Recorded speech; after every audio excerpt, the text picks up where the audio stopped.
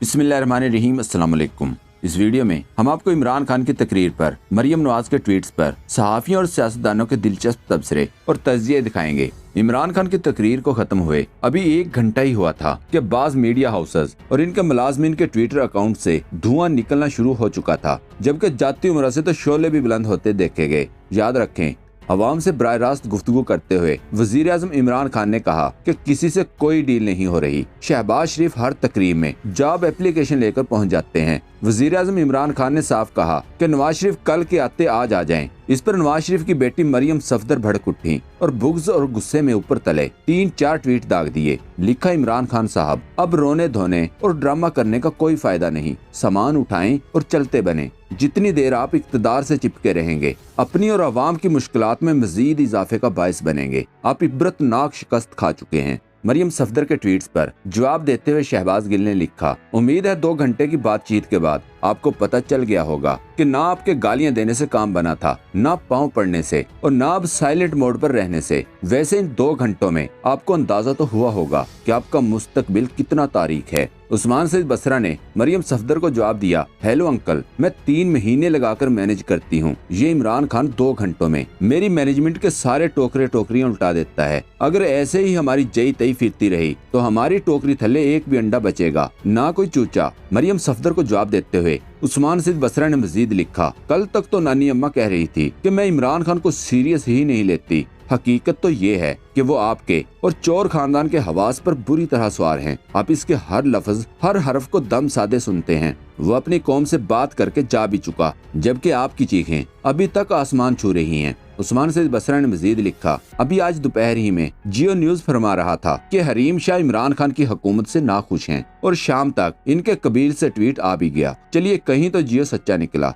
याद रखें, कुछ देर पहले जियो न्यूज ने खबर लगाई थी कि हरीम शाह भी वजीर आज़म इमरान खान से मायूस हैं। इस पर उस्मान सईद बसरा ने जवाब दिया था, जियो न्यूज और शरीफ खानदान का तकिया अब स्टेज अदाकारों ट्रकों से होता हुआ हरीम शाह तक आ गया है। वैसे जिस तेजी से ये तकिया नीचे को गिर रहा है, लग रहा है कि बात सनी लियोनी तक आएगी। नून लीगी एहसन इकबाल ने ट्वीट किया, जो दूसरों को घटिया कहे वो खुद क्या होगा। आज पाकिस्तानी अवाम घटिया हो गई, जो महंगाई, गुर्बत और बेरोजगारी से तंग आकर मौसूफ को बुरा भला कहे। उस्मान सईद बसरा ने एहसन इकबाल को जवाब दिया, इमरान खान ने घंटों बातें की, हर किसी के लिए कुछ न कुछ था, हर किसी ने अपने ज़रफ के मुताबिक इन बातों को सुना और समझा। चाइना के अरस्तु ने घटिया वाली लाइन बेहतर सुनी। सुल्तान राही की फिल्म वाला लतीफा याद आया, जब राही साहब ने कहा, ओए बेगैरता, तो हाल से एक आदमी खड़ा हो गया। मरियम नवाज के ट्वीट कि इमरान खान सामान उठाएं और चलते बने। इस पर एंकर पर्सन इमरान खान ने लिखा, जैसे मियाँ साहब चलते बने। एंकर इमरान खान का एक क्लिप देखें। अक्सर जगहों के ऊपर डिस्कस हो रही है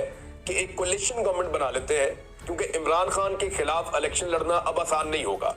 ये जब इलेक्शन आएंगे तब आपको पता चलेगा। अभी आपको मेरी बात शायद हवा में उड़ती हुई महसूस हो रही है, अभी आपको शायद मेरी बात पे वो भरोसा नहीं आ रहा, लेकिन जब इलेक्शन आएंगे तब आपको पता चलेगा कि इमरान खान इतना तर्न वाला नहीं होंगे जितना उनको समझा जा रहा है। अहमद नदीम ने लिखा, हमें राना शमीम के हल्फिया बयान से लेकर वीडियोस तक और फिर माशियत की 5.37% तरक्की समेत हर महाज पर जलील तो नून लीग हो रही है। फिर ये इबरतनाक शिकस्त इमरान खान ने खाई कौन से महाज पर है। रोजीना खान ने मरियम नवाज को जवाब दिया, रो धो कौन रहा है, ये तुम्हारी ट्वीट से पता चल रहा है। अब बोलो ना, नवाज शरीफ जल्द वापस आएंगे। वैसे मजे की बात यह है कि ये औरत मरियम सफदर अवान इमरान खान की पूरी तकरीर सुनती है और फिर गली महल्ले की जाहिल औरतों की तरह फौरन सही से ट्वीट कर देती है, जबकि इमरान खान इसको जूते की नोक पर भी नहीं रखता। इरफान जिलानी ने मरियम नवाज को जवाब दिया, इमरान खान हुकूमत है, इसमें आप लोगों की खैर है। जिस दिन जिम्मेदारियां खत्म होंगी आप लोगों को छुपने की जगह नहीं मिलेगी, खुद ही ट्वीट करेंगी कि इमरान खान हुकूमत में ही बेहतर था।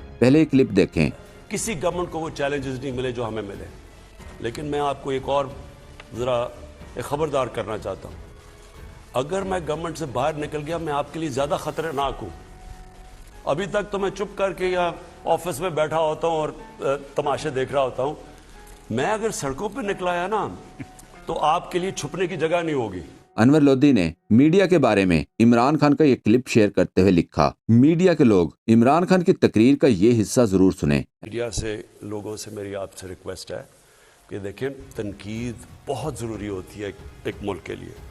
और मैं फिर से कहता हूँ, मैं 50 साल से मैं तो पब्लिक आया में हूँ, मैं तो तनकीद सुनता आया हूँ और तनकीद को एक अच्छी चीज़ होती है, लेकिन एक प्रोपेगेंडा होता है, ایک فیک نیوز ہوتا ہے جو جان کے فیک نیوز کے ذریعے ایک ملک میں یہ جو مایوسی پھیلائی جا رہی ہے، جی تباہ ہو گئے، مارے گئے، جی ملک ختم ہو گیا، یہ وہ لوگ ہیں جو مافیاز ہیں۔ میں پھر سے اپنی قوم کو بتانا چاہتا ہوں، ہمارا مقابلہ مافیاز سے ہے، یہ عام لوگ نہیں ہیں، یہ پولیٹیشنز نہیں ہیں، یہ مافیاز ہیں جن کا صرف ایک مقصد ہے کہ کسی طرح یہ گورنمنٹ اس لیے گرے کہ کیونکہ ان کی وہ جو کھانا پینا جو روزی لگی ہوئی تھی، جو حلوے کھا رہے تھے، جو باہر ان کی اپارٹمنٹس تھی، یہ اس کے اوپر ٹانگ نہ آ جائے، کہیں ان کا احتساب نہ ہو جائے۔ اور یہ بیٹھ کے، اور اس کے اندر میڈیا میں لوگ بیٹھے ہوئے ہیں، افسوس سے کہنا پڑتا ہے کہ وہ ان کے ساتھ مل کے مسلسل مایوسی پھیلا رہے ہیں۔ تو ان سے میں آج یہ پوچھتا ہوں کہ اس کا کیا جواب ہے کہ آپ نے تو جو جس طرح کی مایوسی پھیلائی ہے، بتائیں کہ یہ گروتھ ریٹ 5.37% کی کیسے ہوئی ہے؟ اور یہ ہم نہیں کہہ رہے، یہ ورلڈ بینک کہہ رہا ہے۔ یہ جو ساری میں نے سیکٹرز کے اندر گروتھ ہو رہی ہے، یہ بڑھ رہے ہیں، یہ کیسے ہو رہا ہے؟ اگر یہ اتنے برے حالات تھے تو یہاں تو آج بینکرپٹ ہونا چاہیے تھا لوگوں کو۔ اس وقت تو لوگوں بے روزگاری بڑھنی چاہیے تھی، روزگار بھی بڑھ رہا ہے، غربت بھی کم ہو رہی ہے، ملک کی دولت میں بھی اضافہ ہو رہا ہے، ٹیکس کلیکشن بھی بڑھ رہی ہے، ایکسپورٹس بھی بڑھ رہی ہیں، تو یہ مایوسی کس چیز کی ہے؟ احمد ندیم نے لکھا، ویسے جس طرح سے لفافے عمران خان کی تقریر کے بعد اچانک اپنے بلوں سے باہر آ کر چیخنے چلانے لگے ہیں، اس سے یہ بات تو ضرور ثابت ہوتی ہے کہ عمران خان کا عوام سے براہ راست بات کرنے کا فیصلہ زبردست ہے۔ اس سے تسلی سے وہ ہر ایشو کے متعلق اپنا بیانیہ بتا سکتے ہیں۔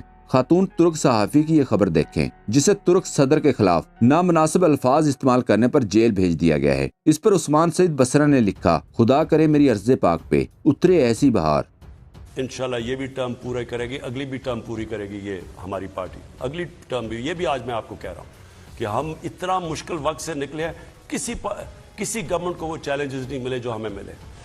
اور جو آپ نے اس ملک کے ساتھ 30 سالوں میں کیا ہے، 35 سالوں میں سب نے مل کے، آپ یہ سمجھ جائیں کہ یہ جو لاوا نیچے پک رہا ہے یہ لوگوں کو صرف آپ کی طرف دکھانا ہے، سڑکوں پہ نکلنا ہے، اور آپ دیکھیں گے کہ آپ ساروں کو پھر کوئی لندن بھاگ رہا ہوگا اور کوئی وہ آگے باقی لندن بھاگے ہوئے باقی بھی ادھر جا رہے ہوں گے۔ وہ کہتے ہیں جی وہ لندن سے آج آ جائے گا، کل آ جائے گا۔